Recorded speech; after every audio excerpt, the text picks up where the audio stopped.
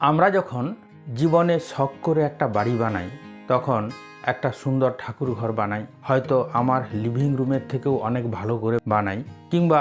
হয়তো বাড়িতে বাথরুমটাও খুব ভালো করে বানাই, টাইলস পাথর ইত্যাদি বসিয়ে সুন্দর করে বানাই। কিন্তু আমরা কখনো ভাবি না যে আমাদের এই যে ভবিষ্যৎ, আমাদের সন্তানরা, তাদের জন্য একটা পড়ার রুম তৈরি করি। আমাদের ছেলেমেয়েরা কি করে,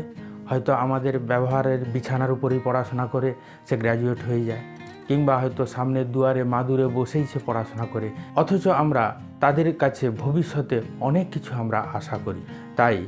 যেমন আমরা ঠাকুরঘর বানাবো, তো একটা ভালো বাথরুম বানাবো, একটা ভালো রান্নাঘর বানাবো, সবার প্রথমে আমাদের ভাবতে হবে আমাদের সন্তানের জন্য একটা সুন্দর পড়ার রুম তৈরি করা, যেখানে তার পড়ার টেবিল থাকবে, যেখানে তার বই রাখার আলমারি থাকবে, যেখানে তার পড়ার উপকরণের ব্যবস্থা থাকবে।